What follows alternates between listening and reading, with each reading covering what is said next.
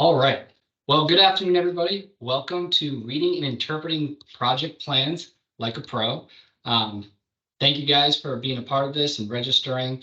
We always are trying to find trainings and different things we can do that's actually useful and relevant. And reading project plans is something that not everybody has a ton of experience in. And if you don't have experience in it and you open up a set of plans, it's like essentially looking at a different language because it actually is. So we thought it would be helpful to kind of go through some of the basics of looking at project plans, what you should be looking for, and where to even start, where to find them. So what we're going to be going over today is specifically looking at these plans and how to get them for North Dakota and South Dakota. So some of the firms, some of you may be certified in both states, some may only be certified in one.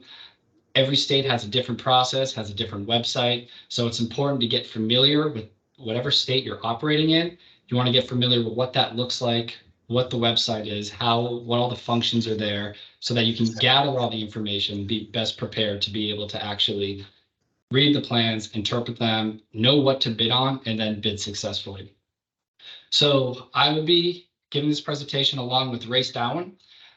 He's one of the project managers at Project Solutions as well. He's actually an engineer, has way more experience than I do. So I thought it was good to bring him on and really do kind of that deeper dive into basically what to look for.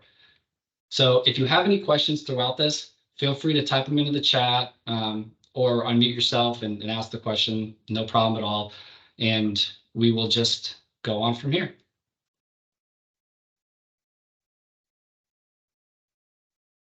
So a few of the things we're going to be talking about today is, first of all, where to find the plans. So like I said before, we're going to be talking about North Dakota and South Dakota. I'm actually going to share my screen, go to the websites, and show you a few of the functions. That way, for anyone who's never dived into this or knows where to begin, they'll be able to at least see it for one time.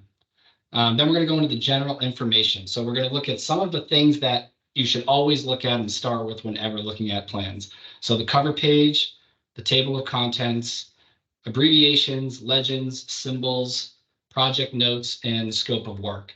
And you're going to see it looks a little different from North Dakota and South Dakota, and that's why it's important to really be able to figure out how to find these important aspects in each one. And then the last section is going to be talking about measuring scales, calculating stationing and what that means. And then Race is actually going to be bringing up some plans and kind of going over his approach and what to look for when you're interpreting these plans. So where to find plans, where to begin? Where do you even start with North and South Dakota? So we're going to begin with North Dakota. The first place you're going to go is dot.nd.gov. That's going to take you to the North Dakota Department of Transportation webpage, and that's where you're going to begin your whole navigation process. So on that page, you're going to go to Business, Plans and Proposals, View Plans and Proposals. Then you're going to select a bid opening date to view the plans and the RFPs. And you can actually search for all the current plans and the current lettings, and you can search for past ones as well. And that's really helpful because as you try to gather data and get some information, maybe you put in for a bid and the prime doesn't win, and you're curious who did win that. Are there any other DBEs that were part of that project? All of that information is publicly available for you to go back and look at. On this page, you're also going to be able to see the request for proposals, RFPs, the actual plans and drawings, which is what we're getting to, and any supplemental information. And that could be addendums, additional information, reports, surveys that they've done that's related to the project. And lastly, you can view the plan holders list for the full lettings or specific jobs. And that's very important, and we're going to touch on that in a minute. So let me start here by sharing my screen and showing you what this actually looks like.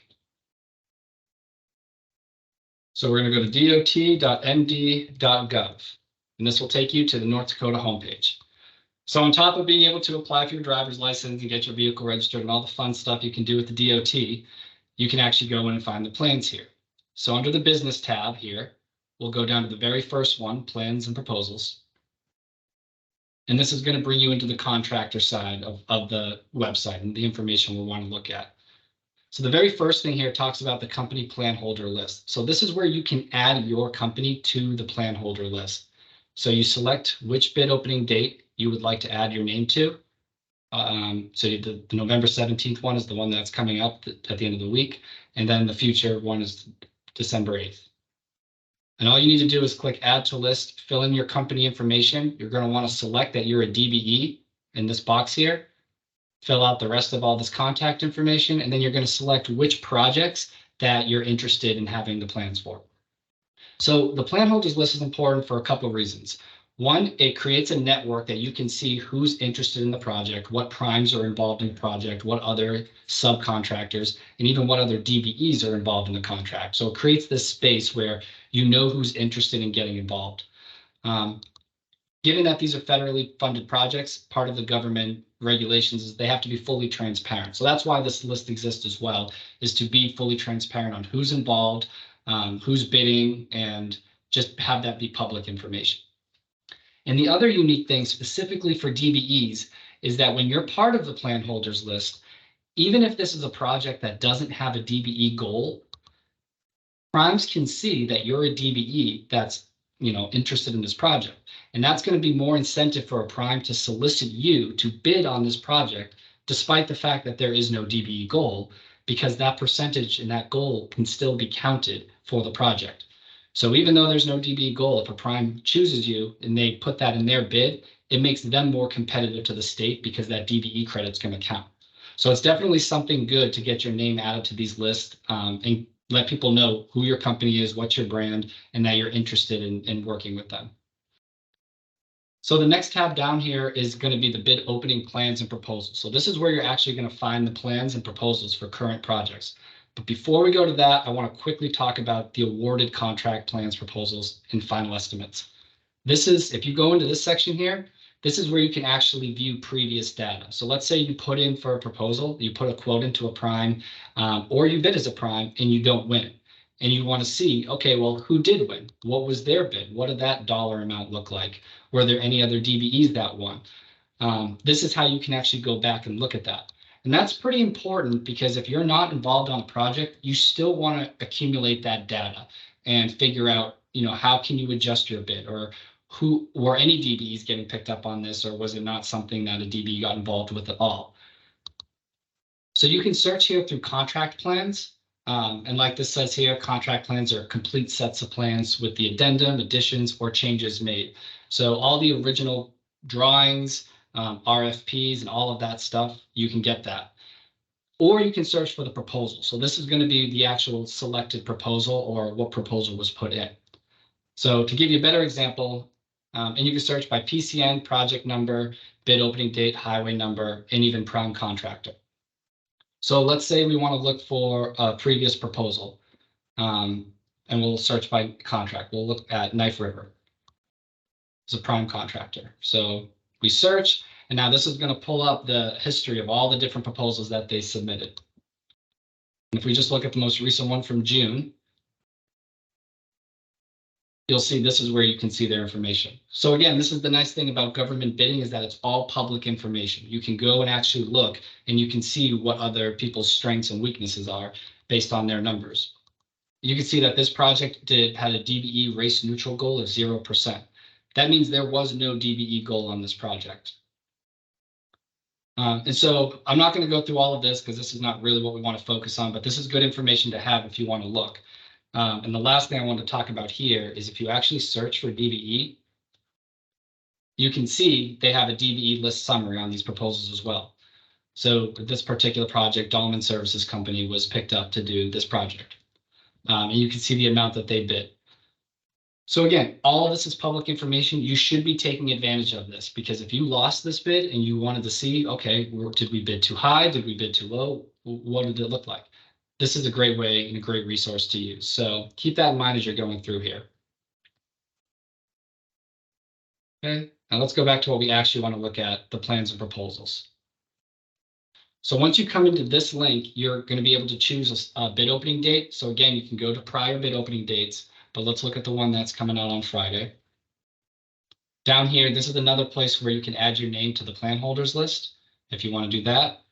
And then once you select which date you want to do, it's going to pop up all of the jobs that are associated with that bid letting. So you see here, this is job 21176. And as you scroll down, 22167, 222, 28. So as you go through all of the jobs, you want to make kind of just look through and see what are the work types. You can see it tells you this is the type of work that's going to be on the job right underneath the description. It's going to tell you the location, and it's going to actually give you the plan holders list for that specific job. So again, go in there, you can see who's involved. Under the proposal package is where it's going to have the RFP, and this is where the plans are. So plans can be pretty extensive. They're pretty big files. So this is broken into 3 different ones. And all you got to do is click it and download it. And now you're looking at the project plans for this particular project. And so shortly here, we're going to go into these and actually talk about the different elements and what to look for. But this is how you're going to reach that for North Dakota. The last thing that I do want to bring up is down at the bottom here, you have your supplemental information. So if you do want, if any of this supplemental information applies to your work type, maybe the linear soils report and recommendation isn't important to you, but maybe it is if you're an erosion control company. Maybe there's something in there that you want to pay attention to because it could affect how you bid, or even if you want to bid on this project. And the last thing beneath that is where you can submit a question and view submitted questions. So easy enough to submit a question. You just click it, type in your contact information and what your question is, and view submitted questions. You can figure out what questions were previously asked. Just make sure you look at the viewed questions first to make sure you're not repeating a question. Okay, so let me switch back over here. And again, if you have any questions, you can put in the chat, or you can contact us after if you want to have any questions about specifically looking into this. So the next one is South Dakota. So very similar, you're going to go to dotsd.gov. And here you're going to look at bid letting contractors, select SDEBS lettings, select the appropriate bid letting date, and then on the right-hand column, which we'll see in a second, is where you can actually download the plans. Also, you can view the plan holders list here as well. Before I switch over to the screen, I'm going to show this next slide talking about sddbe.com. So if you are a South Dakota firm, there's a lot of resources on this website. Even if you're not a South Dakota firm, you can visit this website. There's a lot of training, shameless plug for this website. There's a lot of stuff there catered for DBEs. But specifically for South Dakota projects, the tab that is called Bidding Opportunities is going to have a lot of different opportunities that are both highway projects and state engineer projects. So it's just another resource of where you can go to find more work. So we'll look at that real quick here.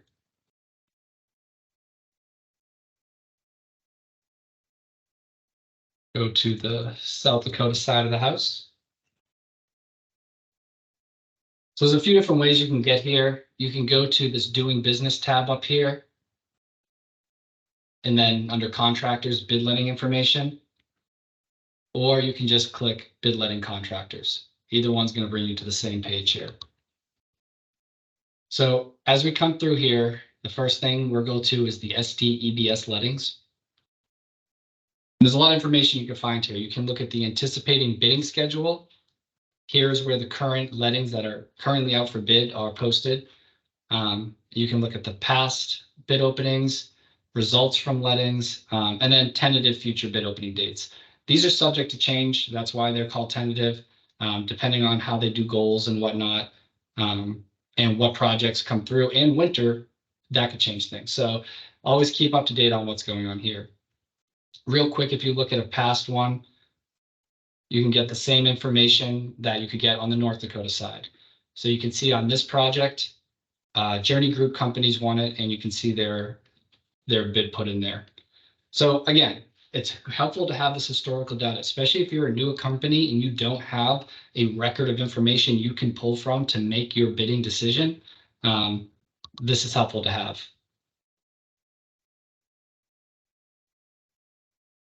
So if we go to lettings that are currently advertised for bid to actually find the project plans, you'll select the bidding, the bid letting date. So we'll look at the one that's for tomorrow. And then right here, it outlines all the projects. So there's 7 on this one. And as you go down, you can see the work type right from the beginning here. So if you click work type 1 or 3, or you click that tab, it's going to tell you the different classifications and definitions. So this tells you, since that said work type 1 or 3, that this project involves major grading and Portland cement concrete paving. So as you go through, you can kind of identify what's applicable to you right off the bat without even looking at the plans, just by the work type. And it's going to give you more information about, the project number again, what kind of work it is, the general area. And then down here on the right-hand side, the plans, that's where you'll find them. So if you pull up section A, this is going to be the kind of your title page. Now, one major difference between North Dakota and South Dakota is that the North Dakota plans are pretty standard. Section 2 is always the table of contents, no matter what project you're looking at. South Dakota, it does vary. So you're not going to really find a table of contents every time, but you'll find this section called Index of Sections. So as this is saying, Section A is the estimate of quantities and environmental commitments. And that's what this section is. As you go through, it's going to start talking about estimate of quantities and those environmental commitments that we'll talk about shortly here. But say you were interested in surfacing, that was more what you were looking for. That's saying that it's in section F. So you come back to this job, you go down to section F, and you see right here, these are your surfacing plans. And then you're going to have a separate index of sheets within section F that's going to be directing you to whichever element that you're trying to find. So pipe surfacing layouts, PCC pavement layouts, guardrail layouts. So this is kind of the beginning way of how you're going to download the plans and begin navigating them. You can see it's very different than North Dakota, and that's why it's important to know the differences and with whatever state you're working in. Some of you may be working in Wyoming, Montana, Nebraska. It doesn't matter where, you just want to get familiar with that state site and where to get that information. At the top here, you'll see this link advertisement for highway bid letting. When you select that, it's going to give you kind of an overview of all of the projects for this bid letting. So the front page will give you each project, and it'll give you that same information. It just spells out a little bit more. You can see there's a more descriptive narrative of the location, so that really irons out where you're going to be working. And then when you get down to these following pages, it's actually going to give you the different components of the work type. So we saw that this first job was work type 1 and 3, so those pavement type work types. And now it's actually going to be going into all the different requirements for the job. So you can see, remove silt fence. There's about 375 feet of silt fence removal. Remove beam guardrail. Almost 2,500 feet of that. So depending on what you're looking for, you can go through here and identify, okay, this is, again, before you even get to the plans, this is a project worth diving into. And the last thing I'll say about this is right at the top here, it's going to give you your DBE goal. So this project has a DBE goal of 3%, and that should be something that you want to check on too, because that means primes are going to be directly reaching out to you if your NICS codes match what they're looking for. So if you ever get an email from a prime and they don't send a lot of information, they're just asking for a quote on a project, and you're like, I don't even know what you're asking me for. I don't know what this project is. This is how you can go search for that. You can see project 1 is a big one. When we get down to the second project, you'll see here the DBE goal is not specified. All that means is that there is not a DBE goal attached to this project. That doesn't mean they can't use DBEs. Like I said before, they're still incentivized to utilize any disadvantaged small business because it helps them be more competitive in their proposal, but they're not required to reach out to firms.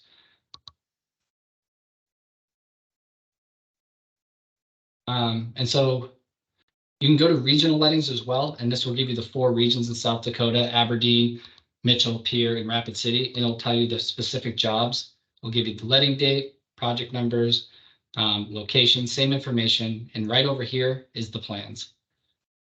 So you just click it, download it, and there you go. Same kind of makeup with the index of sheets. So you just have to navigate to what information you're looking for. And it helps to kind of jump into this bidding information tab. They have some information on how to bid, some news, the DBE directory, and the DOT calendar. Just another good resource. Sometimes people get so, zeroed in on going to the exact same page every time they visit these types of sites, they completely miss some of the other resources that are available.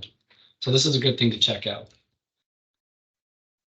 And then to show you that the South Dakota DBE website I was mentioning, this is the homepage. Again, this is available even if you're not certified in South Dakota. You can go to this website and take advantage of these free services. If you come over to supportive services and resources down here, we have training videos. We have a lot of information that's really helpful for small businesses, and it's specifically geared towards DBEs. So if you're looking for some training, if it's a rainy afternoon and you're not doing anything, this is something you can go check out.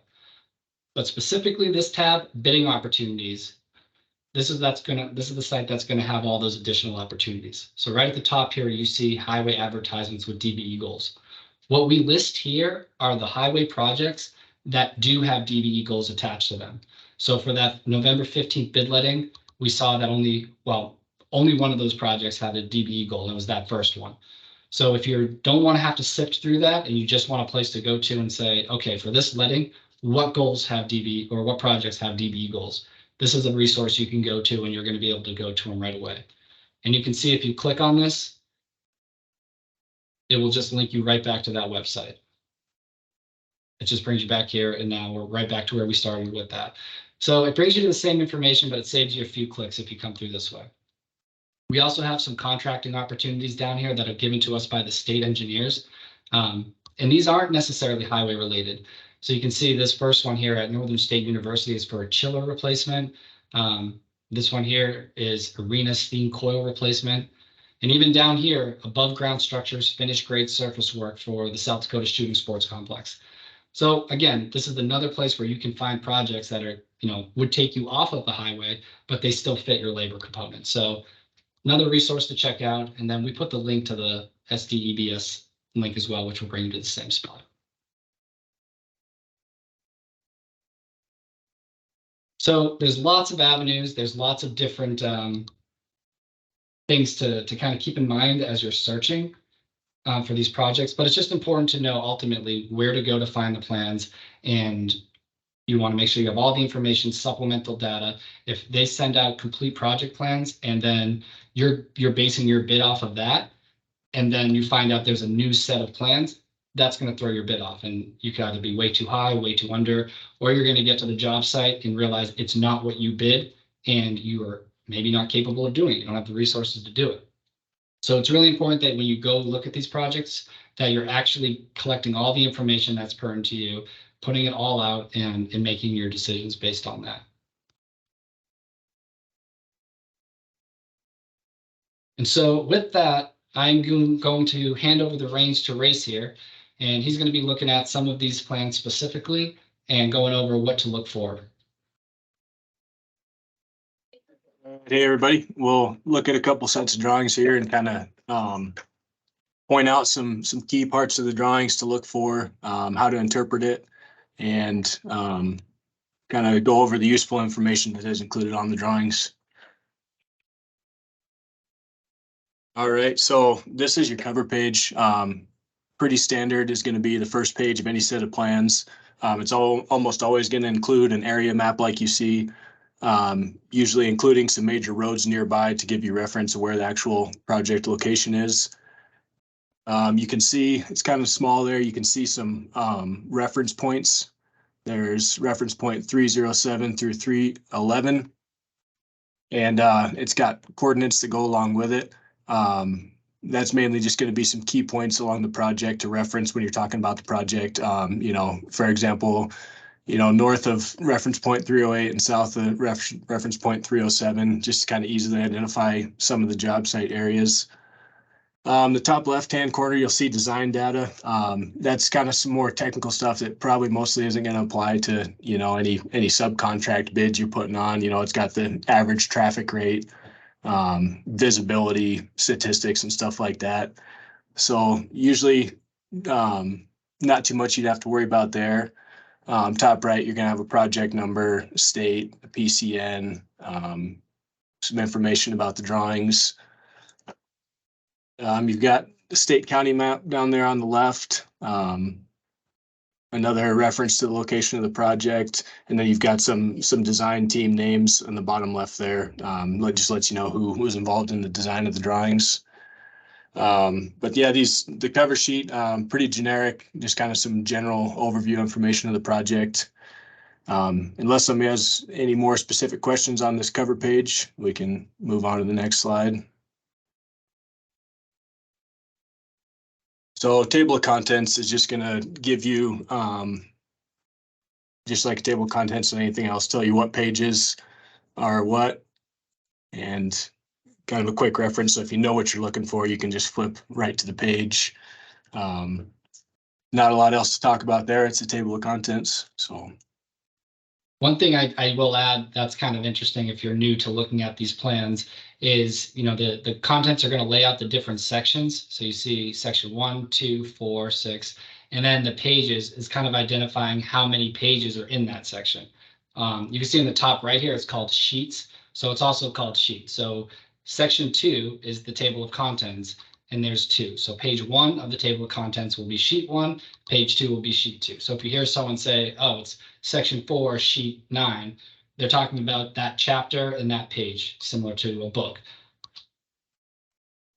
thanks, Jacob.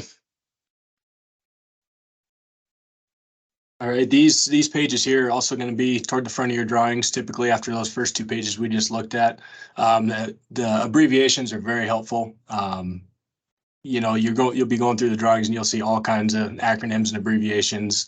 And as you can see, there's a lot of them. So this is always a good page to keep handy and be able to flip back to, so you can reference this to see exactly what each abbreviation is talking about. I've been through a lot of set of plans and there's still always new abbreviations coming up that I have no idea what they mean, and got to go back to the abbreviations page. You'll see that second sheet, the D101-20 is line styles. Again, you'll see tons of different line styles on any given set of drawings. That's just a quick reference to flip back to and see what that line is. Solid line, dotted line, dash lines, all kinds of stuff there. And same thing with symbols. There's a ton of different symbols on any given set of drawings, and nobody has all those memorized, so that's why they have the pages that you can flip back to and see, reference exactly what symbols are referring to. And what's unique about the North Dakota side of things as well is these 3 particular pages, this D101 series, these are not going to be included in the project plans. This is a state standard, so you can actually search these in a different, you'll have to bring these up separately. Sometimes they're included, but most of the time they're not. So the project plans just look how they look, and you have to go in and open up, because this is going to be standardized throughout all the project plans in the states. So keep that in mind when you're trying to figure out the abbreviations or trying to figure out what this weird dotted / line is, that you're not necessarily going to find them in the specific project plans you're looking at. You're going to have to go back to that DOT site, search in their forms and publications, D-101, and all of these are all part of that one long PDF. So you're going to want to maybe save that to your desktop, or just have that accessible when you're looking through plans as well. Yeah, and caveat on that, I guess the full list of abbreviations, everything won't be included, but most likely the applicable abbreviations will be included somewhere on the plans. Sometimes it's in a corner in small print. It's kind of hard to identify, but it's usually in there somewhere. General notes is a very important page.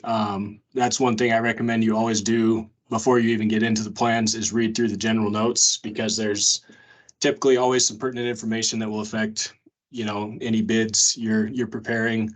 For example, like that 203-010 shrinkage, in the general notes, it states that 25% additional volume is already included for shrinkage in earth embankment. So that's an important piece of information if you're figuring quantities for fill material and stuff like that. So I always recommend reading through the full general notes of every set of plans, and some of the information may not pertain to you, but some of it most likely will. So that's just a good practice, is to always make sure you spend the few minutes to read through these and pick out any parts that are going to affect any quantities or anything like that you'll be figuring out for bids. Okay, scope of work, section 4, overview map. This is going to give you kind of an overview snapshot of the project limits. On the left side there, you'll see the begin project in that box with some a station, reference point, and coordinates. And on the far right, you'll see the end of the project. So this is just going to give you the full overview. For each arrow, you'll see a station number and then a plus another number. That is referring to the station. So this one's a little bit different. Typically stations are every 100 feet. So you'll have, the reference point that the survey is based off of will be station 0 plus 0, which is like your baseline, your start point. And then you'll have stations 1, 2, 3, 4, 5, so on and so forth, with each one of those stations consisting of 100 linear foot of the road. And then the second number, the plus. So if it's plus 40, if it's station 1 plus 40, you're from that first 100-foot station plus 40 feet is that point that they're referencing. So this one's a little bit different. I've got station 16,302 plus 15, whatever it may be.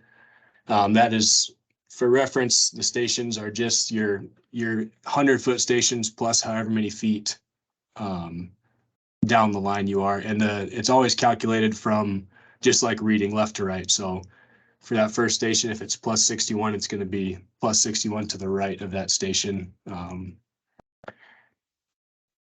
Stationing is a little confusing, especially with this one where they've got kind of some oddball stations rather than the standard 100-foot stations.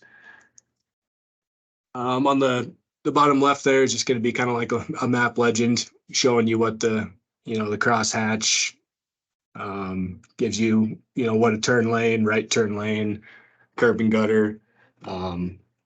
So that's an example of, usually they'll include information that you need within the drawing. Let's see what else on here. Does anybody have any specific questions about this sheet?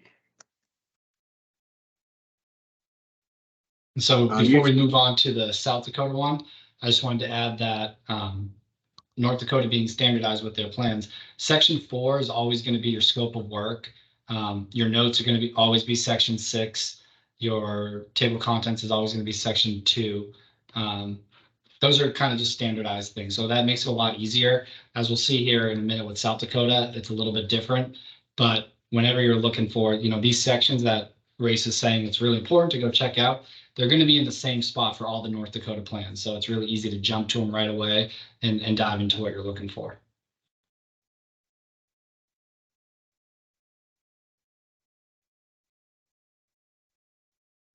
All right, South Dakota cover page, you'll see it looks a little bit different. They've got a township and range map on there. I'm not real familiar with township and range, Jacob. I don't know if you have anything to add there, but yeah, so the way they calculate that, we talked about this before. It's actually a pretty convoluted process to calculate your township and range and even your prime meridians and to really narrow down. That's something that we can, if anybody actually wants specific training on township and range. I remember I have my real estate license and I learned that in that course, and it took us a while to all get it down. So if this is something that you find that you are dealing with a lot, you can contact me and we can go more in detail into how to calculate that and identify it. But for the sake of this training, we're just going to kind of move on from that one. Right. And yeah, you'll see just like this, it's got the county map, South Dakota, showing you a project location, and it's got your index of sheets, identifying sheet numbers and what they are, much like the table of contents.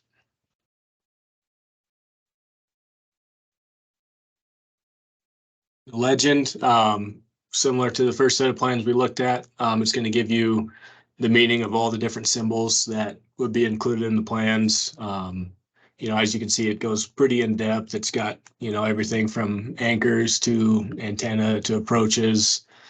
So any symbol you see throughout the plans that you wouldn't know what it is, it should be referenced on here. And you can always flip back there to make sure you've got a good handle on what you're looking at. One thing you'll notice too is that the South Dakota plans, at least the ones we're looking at here, are actually in color. So sometimes they can use the same symbols but change the color. So depending on if plans are in black and white or color, you just want to keep an eye out for that as well.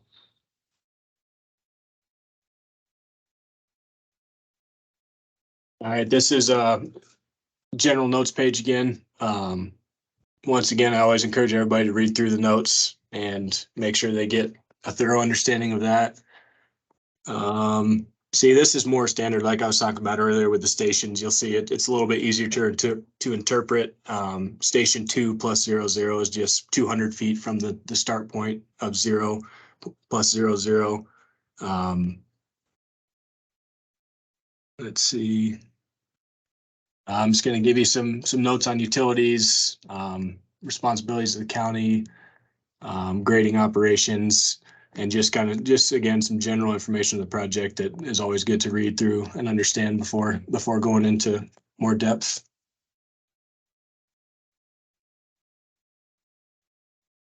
The estimated quantities page is very helpful. Basically, they are saying based on the design and the drawings, these are the estimated quantities for different materials that will be required for the project. So it's kind of a quick reference to get an idea of what they're expecting before figuring out quantities and bid calculations. They'll give you estimated quantities of, fill material, concrete, base, basically all the material that's going to go into the project.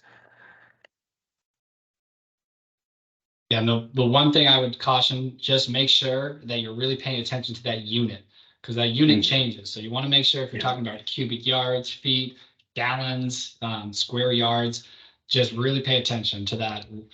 Otherwise your calculations can go astronomically incorrect. So that's the one thing I would caution on with this one. Yeah, for sure.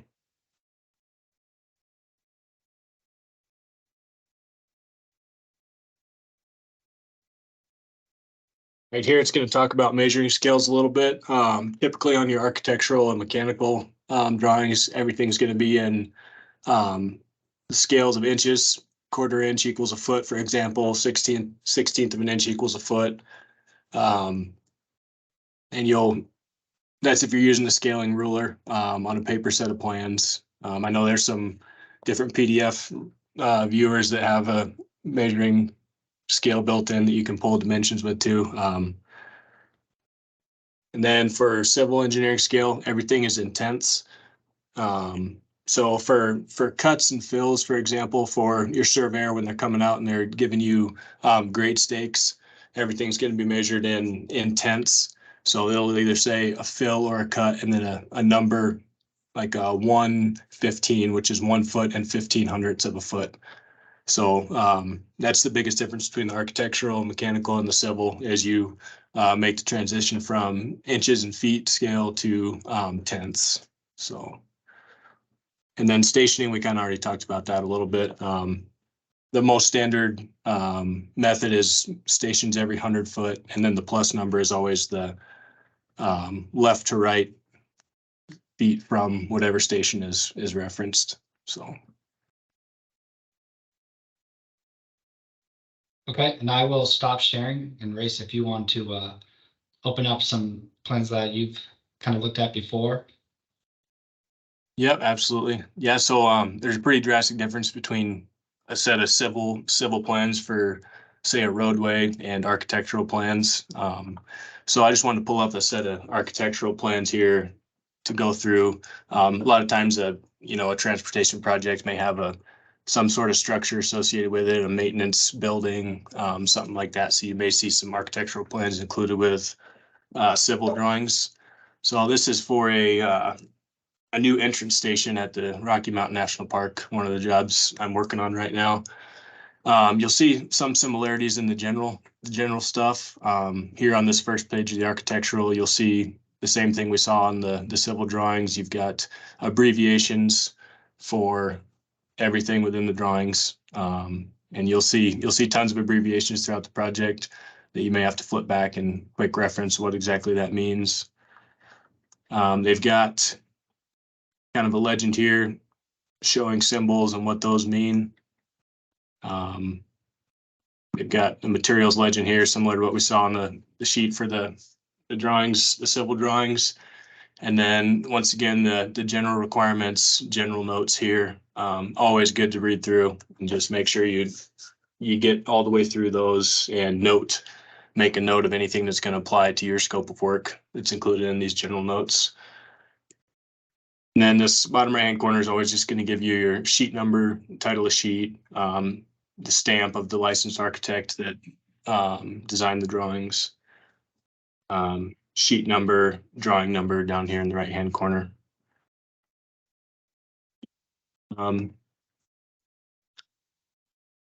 Moving down, typically right at the beginning of set of architectural drawings will be the code plan, which is shown here, and that is referring to the ADA clearances required within a building. So you'll see all these dotted circles signify, I think this set of drawings adheres to a 67-inch ADA clearance. So that's just illustrating that there's 67 inches of clearance at each one of these circles for ADA accessibility, and that the building meets code. And you'll see a lot of information about the more specific codes over here on the left.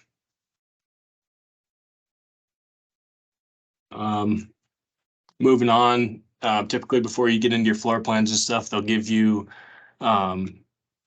general information through the plans, like the different wall types. You'll see here each one of these wall types is numbered. You've got wall type 4A, wall type 5, wall type 5S, and wall type 4. This is where you flip back to when you're going through the drawings. They'll just have a call out with an arrow saying that, you know, this is a wall type W5. So if you needed to look back to see, okay, what's a wall type W5, what's that made of, you can come back here and it's going to tell you exactly. It's a 6-inch wood stud wall with R21 bat insulation and 5/8-inch chipboard over top, and it's going to give you your entire wall structure. And same thing for the other wall types. It's just going to break down each layer of the wall and give you an overview of the full wall construction. It's going to give you a general section of your floor type. So basically they're stating the floor type for this whole building is going to have foam board insulation underneath with a vapor retarder and a concrete slab. It's going to give you a roof type, just a general section of the roof, the construction materials and makeup of that roof type. You've got your door types and frame types here, and you're almost always going to have a door schedule included, which is right here. It's going to give you your door number.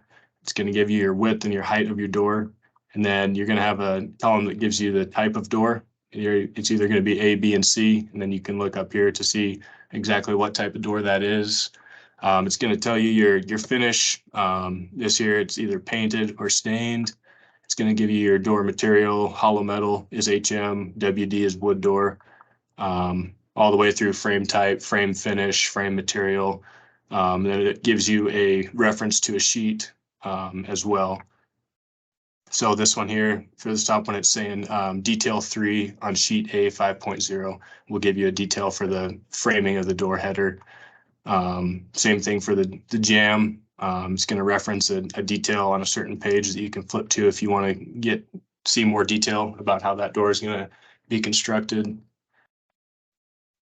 The window types is the same thing. They're going to show you the 2 different window types in the building and then give you a window schedule with more detail about those windows. And there could be other information on here. This building is a pretty small building, just a few different wall types, a couple different doors. So, you know, on a bigger set of plans for a bigger building, they may have an entire page dedicated for a door schedule and for a window schedule, stuff like that. Scrolling through, one thing I like to mention on the architectural plans, the way I say it is it kind of goes from big picture to small picture. So you're going to start out with a broad overview of the building, kind of a bird's eye view. And then as you move through the architectural drawings, it's going to get into more detail, cut sections of the building, specific details for, corners and roof lines and stuff like that. So just looking at the site plan here, you're going to see a ton of lines, dimensions, different details called out. So your horizontal and vertical lines, the horizontals 1 through 7 and the verticals A through F are your reference lines. It's mainly to reference locations of the building when, communicating with, say, the design team or subcontractor. You use the reference lines to say, near the intersection of 1B, we need to, get a more clear detail on that corner. So the reference lines are mainly just for clearly communicating the location of the building that you're talking about. When you see these lines going through with the flat part on the end and then the arrow with a circle, that's giving you a reference to, so it's saying detail 1 on sheet A 2.4 is going to give you the view of the building. That's like if you sliced the cake and opened it up and you were looking at it from the inside, an elevation view. So that detail 1 on A 2.4 is going to give you a view of the building as if you were standing right here looking the way that the arrow is pointing. Same thing for A 2.4 and detail 3 on 2.4.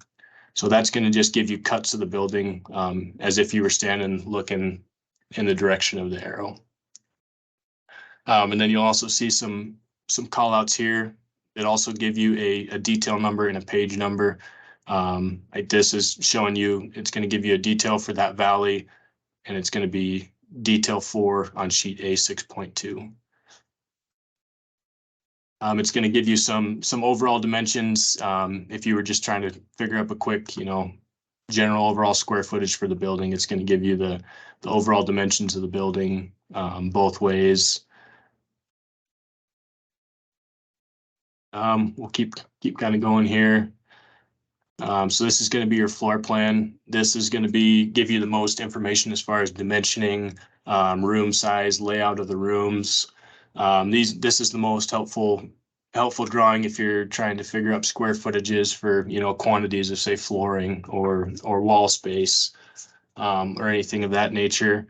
You're going to see the same reference lines on all these bird's eye view drawings, so that you can reference, A1, B4, just to kind of reference a specific location within the drawing. These circles you see here are again going to be your ADA clearances. You'll always have a room name and a room number. You'll see, break room 104, office 100, remit 101, and it's going to give you more references. So if you focus on this part here in the middle, it's saying on sheet A 4.0, detail 8 is going to give you a view of this side of the room. Detail 9 is going to give you a view of this side of the room, and detail 10 will give you a view of this side of the room. So whenever you see a circled sheet number with numbers, it's just telling you what sheet to go to see the elevation views for each arrow. And we can jump to one of those pages quick just so you can see what I'm talking about. So Office 100, sheet A 4.0, details 8, 9, and 10 are going to show me what the inside of this room looks like. So if we go down to A 4.0,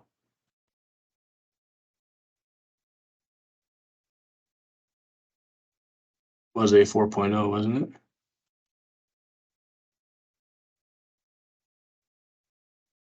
I guess that's gonna cut off maybe. Okay, so A 4.1, I believe.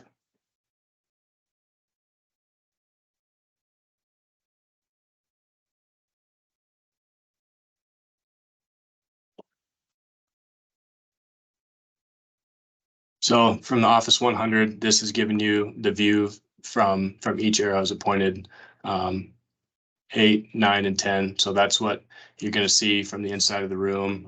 It's going to give you more detail, door, window layout, different components of the room, furniture, and things like that. Let's see. So this is, like I kind of said, it's going to go big picture to small picture. So as you start tracking down some of these section lines and cuts to the building, you're going to get more in-depth detail. Like this one, A 3.1 is a section of the eave. And then within that, if you go to sheet A 6.2, it's going to give you an enlarged view of this and give you more information on, connections, materials, and makeup of, that specific section of the eave. Just like down here, it's referencing detail 5 on sheet A 6.2 is going to give you an enlarged view of this foundation to wall construction here and identify the materials that are used and give you a more detailed view. Does anybody have any questions? I'm kind of blowing through stuff here. It's a lot of information, you know, a lot of different details, a lot of different ways to find things. So if anybody has any questions or has no idea what I'm talking about, just go ahead and chime in.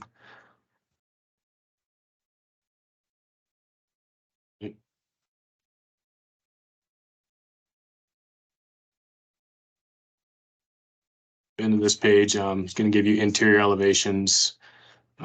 Like here, you'll see the restroom 103. On the floor plan, they would have gave you a reference to detail 4 on A4.1, which is where we're at, and it'll give you the layout of the bathroom, toilet, sink. You know, it's got the size of the mirrors, spacing and layout there. And then, you know, from here on out, it's just going to get more into detail. You know, like here, it's getting into shelving and, you know, ADA sinks and stuff like that. And I think the biggest takeaway here is that, you know, plans are extensive, obviously. They're going into every detail of every part of the project. So the real key is you're trying to zero in on what is applicable to you. No one's expecting you to read 75 pages of plans and know all of these things. But, you know, you're really searching for your specific components. So if you're a trucking firm, or if you're an erosion control company, you're looking at those estimated quantities and you're finding those pages that are going to be related to what you're doing. It has happened, like Ray said, where, you know, you're working on a project, and it is helpful to be able to determine these architectural plans as well, because this could affect how you're able to do your job, especially if you're doing your work around a building, or if they're doing some sort of renovations to the outside. You can kind of catch things that may happen. I think one of the big things to remember is that as, you know, a subcontractor or as a specialist in what your field is, you're going to know better than anybody else the potential errors that could happen, or the unforeseen issues is a better way to say it, things that could happen. And sometimes you can glean that information from looking at these project plans. You know, they're so detailed, you got a lot of people working on them, but sometimes you can say, okay, well, I know my work, and I know that this is going to create a problem, or it could delay the process, or I have seen these types of things go wrong in this direction, and this is what happened. So being able to really go in there, sift through it, identifying those different sections, like those tables of contents, the estimate of quantities, and being able to just translate what is important to you, that's really what you're looking for. And that's something that can seem really daunting at first, especially if you've never opened up a set of plans.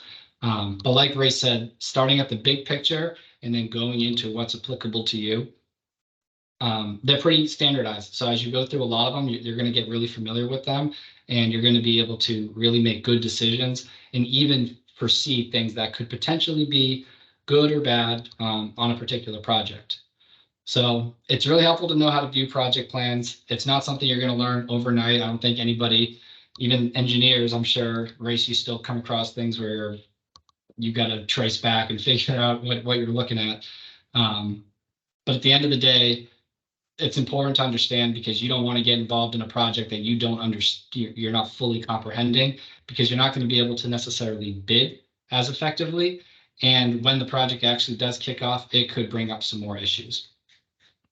So we're right about the hour here. Does anybody have any other questions? Any questions at all? Or I know it's kind of hard to ask a specific question with this type of material, but if you think of one or you want more information, you know, you can reach out to me.